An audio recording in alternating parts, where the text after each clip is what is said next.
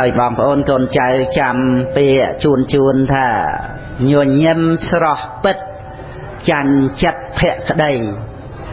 ផ្អែមល្ហែមសំដីចាញ់នៃខ្លឹមសារពោលថាស្រឡាញ់ចាញ់ចិត្តមេត្តាសុខក្នុងស្នេហាចាញ់សុខដែលស្មោះតែប៉ុណ្្នឹងទេណាហ្នឹងឯងគឺអត្ថន័យគឺត្រង់ដែលថាញញឹមស្រស់ពិតចាញ់ចិត្តភក្តីហ្នឹងគឺចិត្តភក្តីយើងដឹងហើយគឺថាមានភក្តីភាពណាស្វាមីភក្តិឬក៏ស្មោះត្រង់ប្រែមកតែស្មោះត្រង់ជាមួយនឹង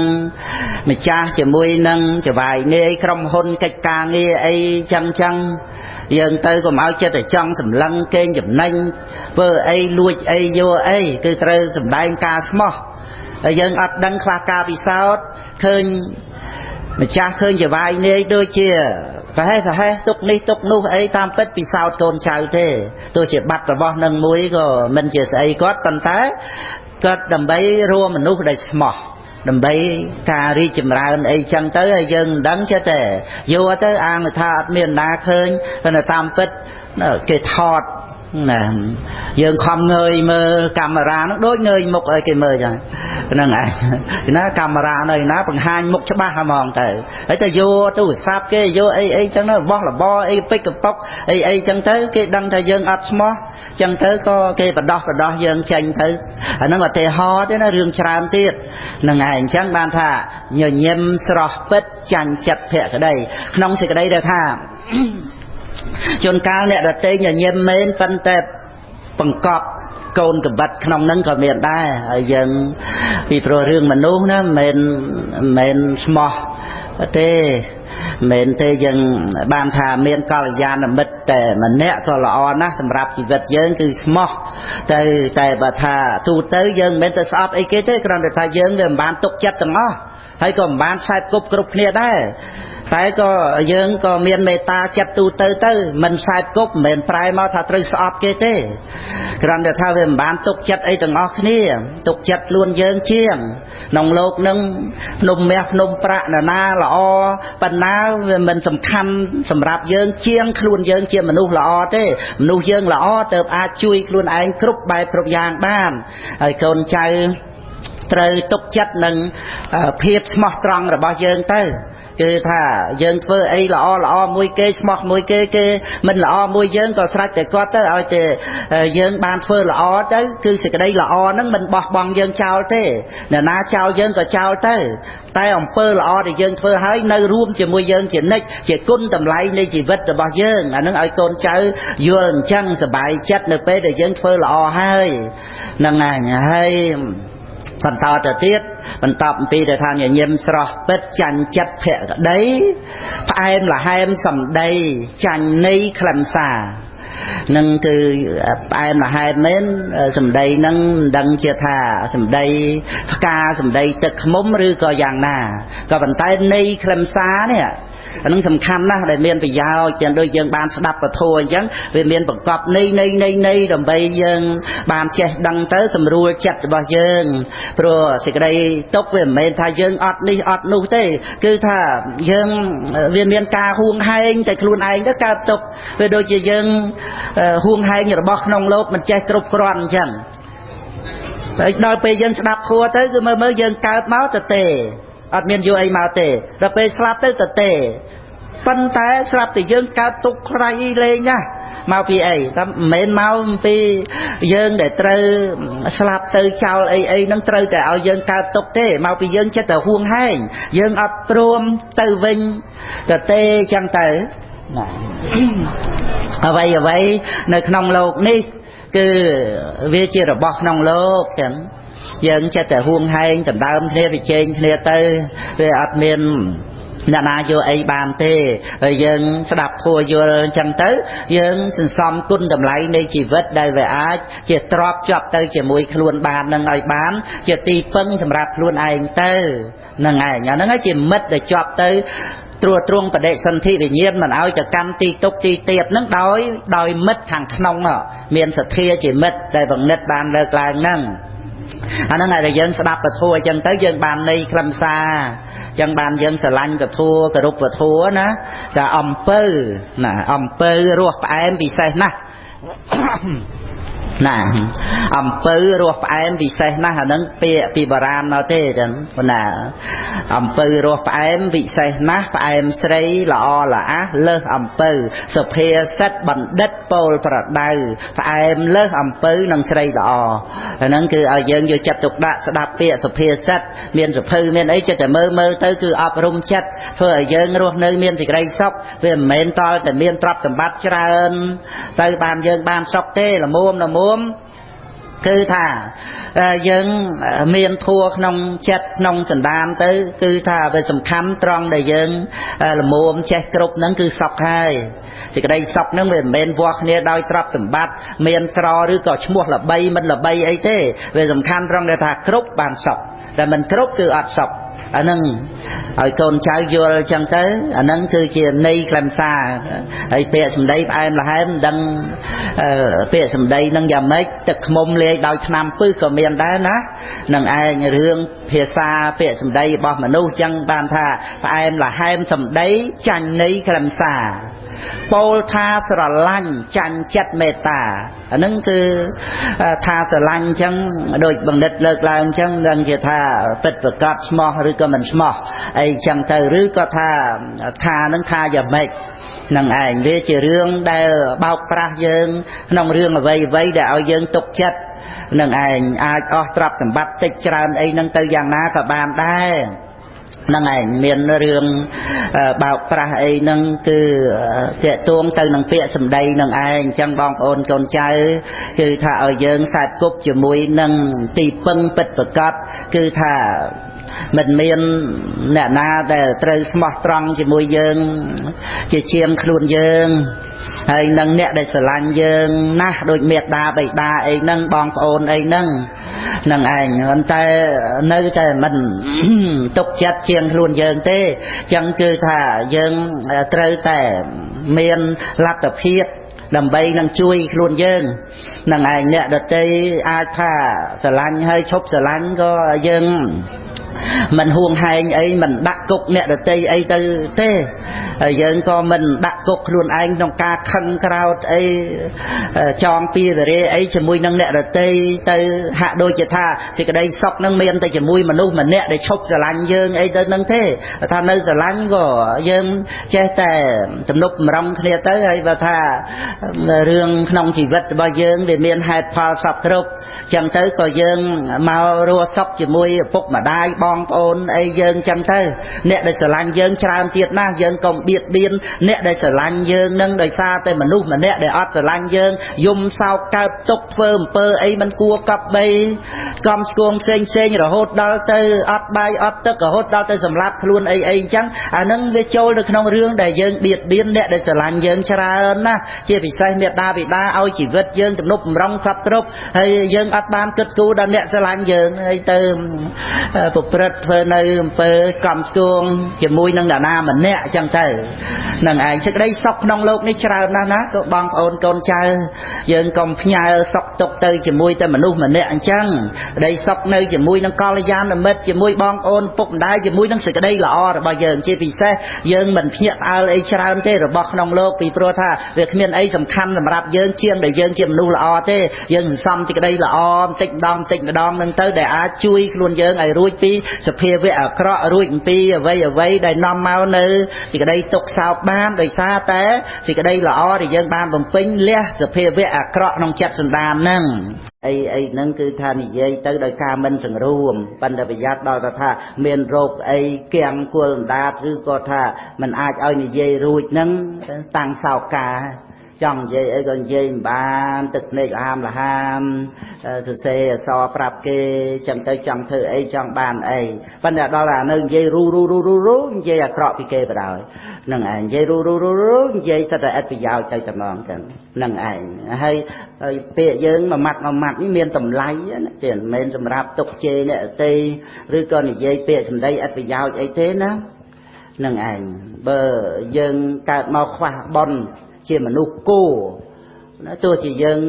ចង់និយាយថា ឲ្យបានហៅពុកមួយម៉ាត់ម៉ែមួយម៉ាត់ឲ្យមួយម៉ាត់មកត្រឡឹងក៏អត់បានដែរគឺណាថាម៉ែឪអ្នកមានបណ្ណាថាឲ្យតែនិយាយបានមួយម៉ាត់ឲ្យមកត្រឡឹងមួយម៉ាត់ឲ្យមកត្រឡឹងនិយាយអត់បានទេដូច្នេះតែយើងនិយាយសប្ថ្ងៃនេះមួយម៉ាត់ហ្នឹងមិនដឹងប្រមាណត្រឡឹងមួយថ្ងៃហ្នឹងទេហើយយើងអត់មានស្ដាយក្នុងរឿងនេះវាមានប៉ុនណាមានប៉ុនជាបច្ច័យវាជាបច្ច័យឲ្យមានកម្មមជ្ឈរូបអានឹងហៅថាឋាននៃសម្លេងដែលចិត្តជាសមុទ្រឋានចិត្តជាសមុទ្រឋាននាំឲ្យមានបតវ័យធាតុកើតឡើងពីចិត្តហ្នឹងអាចិត្តដែលបំណងនិយាយហ្នឹងវាញ៉ាំងបតវ័យធាតុឲ្យទៅប៉ះអាកន្លែងសម្លេងហ្នឹងប៉ះឋាននៃសម្លេងហ្នឹងអាកន្លែងដែលឲ្យកើតសម្លេងហ្នឹងហ្នឹងកម្មមជ្ឈរូបហ្នឹងចឹងព្រោះសម្លេងមិនមែនកើតពីកម្មទេក៏ប៉ុន្តែវាតេតួងនឹងកម្មដែលបង្កើតឋាននៃសម្លេងឋានគឺកន្លែងដែលសម្រាប់ឲ្យបតវ័យធាតុដែលកើតពីចិត្តហ្នឹងវាមកប៉ះកន្លែងហ្នឹងហើយចេញជាសម្លេងនេះជាមួយនឹងវិជ័យវិញ្ញាណអាហ្នឹងហើយវាត្រូវតេតួងអញ្ចឹងបានជាព្រះពុទ្ធអង្គសម្លេងពីរោះហ្នឹងគឺមកពីឋាននៃសម្លេងមិនមែនមកពីចិត្តទេដែលឲ្យទៅរស់ហ្នឹងណាឋាននៃសម្លេងអញ្ចឹងហ្នឹងឯងគឺកម្មមជ្ឈរូបឧទាហរណ៍ដូចថាស្គរឬក៏កោតត្រោឬក៏ចបៃឬក៏ស្អីណាខឹមអីពិនអីចឹងហ្នឹងឯងអាហ្នឹងបើថារឹតខ្សែហ្នឹងវាមិនល្អទេវាធូរពេកវាតឹងពេកអីចឹងទៅសំឡេងវាចេញមកអត់ទៅរស់ហ្នឹងឯងគឺដោយសារឋាននៃសំឡេងហ្នឹងស្គរអីហ្នឹងរឹតមិនបានតឹងអីទូងទៅវាអត់ឮសូរថឹងល្អទៅឆ្ងាយអីចឹងទៅអាហ្នឹងឯងយ៉ាងណាមិញគឺក្នុងមនុស្សយើងហ្នឹងវាមានឋាននៃសំឡេងហ្នឹងគឺកម្មមជ្ឈរូបដែលសម្រាប់ឲ្យចេញជាសំឡេងឡើងហើយដល់តែមនុស្សគោអាឋាននៃសំឡេងហ្នឹងវាអត់ឲ្យចេញមកជាភាសាណាវាគ្រាន់តែសំឡេងស្រែកអីយំអីឮប៉ុន្តែឲ្យចេញជាភាសាមកវាអត់មានអាហ្នឹងគឺបានន័យថាវាខ្វះបុណ្យដែលសម្រាប់ឲ្យមានអារូបហ្នឹងឯងដល់អញ្ចឹងទៅវាមិនអាចចេញមកជាភាសាអីទៅបានទេសំឡេងហ្នឹងគឺបានតែសើចបានតែយំអញ្ចឹងទៅយើងថានិយាយអត់បានហ្នឹងអញ្ចឹងវាតេតួងនឹងបុណ្យដែលសម្រាប់ឲ្យយើងនិយាយបានហើយយើងសប្ថ្ងៃយើងចាយបុណ្យហ្នឹងប៉ុណ្ណាទៅហ្នឹងឯងជីវិតន្ត្រីក៏កើតមកពីបុណ្យភ្នែកជាច្រមុះអណ្ដាតប្រសាទកាយហតិយៈវត្ថុភាវរូបស្រីប្រុសក៏សិតតែសម្រាប់ពីបុណ្យហើយយើងចាយបុណ្យនឹងសម្បើមណាស់តើយើងយកដើមទុនហ្នឹងចាយធ្វើអីយើងគិតតែរឿងកូនចៅលបែងស៊ីសងអីខ្ជិះខ្ជាយប៉ុន្តែបើយើងប្រើប្រាស់ឥតប្រយោជន៍វាដូចជាលបែងស៊ីសងចាយវេឥតប្រយោជន៍ហ្នឹងយើងបានដើមទុនពីបុណ្យមកមេត្តាបិតាខំចិញ្ចឹមបីបាច់ថែរក្សាបានដៃបានជើងជាមរតកដែលមេត្តាបិតាខំចិញ្ចឹមបីបាច់ទំនុកម្ដងយើងត្រូវប្រើប្រាស់របស់ទាំងអស់ហ្នឹងឲ្យសមនឹងគុណឲ្យសមនឹងបុណ្យចំណេះដឹងបណ្ណាមិនសំខាន់ពេកទេឲ្យតែយើងមានសមត្ថភាពល្មមនឹងឋានៈរបស់យើងកុំឲ្យឋានៈធំមែនប៉ុន្តែអត់សមត្ថភាពអាហ្នឹងអត់ល្អទេចឹងហ្នឹងឯងតែខ្វះសមត្ថភាពធ្វើកិច្ចការងារអីទៅនឹងឯងមិនមានបញ្ញាញាណចក្ខុវិស័យមិនអាចជ្រាបដឹងអ្វីមិនអាចយល់នៃហើយថែមទាំងចេះរឹងរូសមិនស្ដាប់អ្នកដទៃអីទៀតគឺថាអាហ្នឹងឯងវាចូលនៅក្នុងរឿងដែលជាសត្រូវជាមួយនឹងខ្លួនឯងហើយក៏អាចនាំមកនៅសេចក្តីវិន័យដល់អ្នកដទៃទៅក៏បានដោយនិទានពីខ្លាឃ្មុំអញ្ចឹងស្មោះត្រង់ជាមួយម្ចាស់ហើយម្ចាស់គាត់ទូទានដំណេកទៅឲ្យខ្លាឃ្មុំហ្នឹងជួយយាមមើលការពារសត្វព្រៃសត្វអីអញ្ចឹងសត្វព្រៃអីវាមិនហ៊ានមកមែនវាខ្លាចខ្លាឃ្មុំប៉ុន្តែរុយវាមានខ្លាចខ្លាឃ្មុំណាវាមកទុំចុងច្រមុះម្ចាស់ហ្នឹងហើយវាបក់ដេញទៅអញមកទុំអីហើយអារុយហ្នឹងវាហើទៅហើយវាមកទុំវិញវាធ្វើឲ្យខ្លាឃ្មុំខឹងអញ្ចឹងដល់ចឹងវាទៅលើកដុំថ្មមួយប៉ុណ្ណានៃគប់រុយហ្នឹងពេលដែលរុយកំពុងទុំលើក្បាលម្ចាស់ហ្នឹងដាក់ម៉ាំងទៅវាមិនបែកក្បាលហ្នឹងឯងគឺថាចិត្តស្មោះស្រឡាញ់ម្ចាស់ប៉ុន្តែល្ងងហ្នឹងឯងហើយអាហ្នឹងរឿងនិទាននៅក្នុងបជាដកហ្នឹងមានចឹង ព្រះបរមពុរិស័ទព្រះអង្គជាអ្នកជំនួញដែលរត់ទិញអីវ៉ៃអីវ៉ាន់អេតចាយអីក្នុងជាតិហ្នឹងទៅសំណាក់នៅនឹងជាងឈើមួយហ្នឹងពេលប្រឡប់ជាងឈើហ្នឹងគាត់ទៅពេកក្បាលហើយមុខវាចេញមកអាពេលប្រឡប់ហ្នឹងមកខំបាគាត់វាជាប់រវល់ដៃគាត់ទាំងពីរហ្នឹងចឹងថាអាកូនមកដេញមុខក្បាលឪខំដបើមទុកចិត្តលើកូនចុះឪទៅទាញបថៅក្បាលធំមកកាប់មុខហើយមិនមែនមកពីមុខគ្រាន់គាត់មើលឃើញកាប់ពីក្រោយពុះក្បាលឪជាពីរចឹងអាហ្នឹងរឿងពិតក្នុងបជាដករ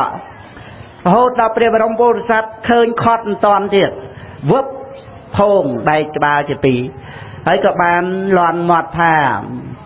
មានបណ្ឌិតជាសត្រូវប្រសើរជាងមានកូនល្ងងហើយក៏ដើរចេញទៅនឹងឯងទៅមានបណ្ឌិតជាសត្រូវដោយថាបណ្ឌិតមិនមែនមកជាសត្រូវស្អប់ជំនុំគុំអីយើងទេបណ្ឌិតហើយហ្នឹងប៉ុន្តែយើងដែរវាចេះទៅស្អប់បណ្ឌិតហ្នឹងប៉ុន្តែទោះជាយើងស្អប់អីទៅយ៉ាងណាបណ្ឌិតមិនបានមកតបៀតបៀនអីយើងទេអាហ្នឹងគឺថាវាប្រសើរហើយយើងមានបណ្ឌិតមកជាសត្រូវវាប្រសើរជាងមិត្តដែលល្ងងកូនល្ងងហ្នឹងគឺថាវាស្លាប់ខ្លួនអញ្ចឹងដោយសាររឿងល្ងងហ្នឹងហ្នឹងហើយអញ្ចឹងបានថាបញ្ញាសំខាន់ណាទៀតដែលជាអត្ថចរិយាការសង្គ្រោះក្រុមគ្រួសារបងប្អូនកូនចៅប្រទេសនគរគឺតេតួងនឹងបញ្ញាជាបញ្ញាធិដ្ឋានហ្នឹងឯងអញ្ចឹងគឺនៅក្នុងការដែលមានបញ្ញាសំខាន់ណាស់ណដ្ឋិបញ្ញាសម្មាអាភិបន្លឺអ្វីស្មើនឹងបន្លឺបញ្ញាមិនមានឡើយយើងមានថ្នាំកែរោគកេណប្រសង់អីចឹងហ្នឹងឯងឬក៏យើងជួយជាបាលជំងឺអ្នកតីមេដាបិតាអីហ្នឹងគឺបានន័យថាយើងប្រកេនជាលោកហើយកាលណាបើយើងប្រកេនជាបានន័យថាយើងមានជាហ្នឹងតួចេតនាទេឲ្យដឹងថាតួចេតនាដែលយើងត្រូវធ្វើទៅហ្នឹងតួចេតនាហ្នឹងជាពូជជាមានជាសម្បូរជានឹងឯងបានជាប្រកេនជាឲ្យជាជូនជាទៅអ្នកអតីហ្នឹងហើយចេតនាហ្នឹងវាមិនបានចេញពីចិត្តហ្នឹងទៅណាវាជាពូជកម្មੰពីជាងដាំក្នុងចិត្តសន្តានអាហ្នឹងឲ្យយើងយល់អំពីរឿងមនុស្សយើងហ្នឹងវាមានបន្តភពជាតិកំណើតអញ្ចឹងដូចដូងវាមានកពីងដាំទៅដោះទៅតែក្នុងមនុស្សយើងវាមានតួចេតនាដូចកពីងដូងអញ្ចឹងណាសម្រាប់ឲ្យស្លាប់ទៅវាមិនមែនយើងទៅមានពូជដោះអីដូចដូងដូចស្វាយអីណាប៉ុន្តែកម្មជាបច្ច័យឲ្យបដិសន្ធិបន្តទៅហ្នឹងគឺនៅលើកម្មហ្នឹងហើយយើងវាចាកបាណារិបាតការសម្លាប់សត្វហ្នឹងគឺបានន័យថាយើងឲ្យអាយុជីវិតសត្វហើយឲ្យការមិនមានភ័យទៀតឲ្យការមិនមានរោគទៀតឲ្យច្រើនណាស់ណាគ្រាន់តែមិនសម្លាប់មួយថ្ងៃហ្នឹងគឺយើងឲ្យការមិនមានភ័យដល់សត្វទាំងឡាយអញ្ចឹងតួចេតនាសិលហ្នឹងគឺដាំជាសម្បត្តិរបស់យើងអញ្ចឹងក្នុងចិត្តអញ្ចឹងពូជអាយុវែងពូជជាពូជសុខភាពជានីពូជអត់មានរោគពូជអត់មានភ័យពូជនៃការជួបជុំក្រុមគ្រួសារសុខដុមសែនសានអញ្ចឹងទៅដោយសារអីដោយសារបាណាតិបាតាវេរមណីសិលហ្នឹងហើយចូលតម្រាំអត្តនេទាននាវេរមណីហោហែអញ្ចឹងទៅយើងមានសិល5ទៅទៀតគឺយើងជាអ្នកឲ្យច្រើនណាអភិយទានការឲ្យនៅអភ័យមិនមានភ័យហ្នឹងគឺយើងឲ្យច្រើនណានៅក្នុងសិលហ្នឹងអញ្ចឹងសរុបមកក្នុងចេតនារបស់យើងឲ្យតែយើងឲ្យអីគេគឺបានដីថាចេតនាហ្នឹងជាពូជហ្នឹងឯងនៅក្នុងចិត្តសន្តានរបស់យើងកាលណាបើយើងយល់ត្រឹមត្រូវអញ្ចឹងហៅថាកម្មសកតាញាណ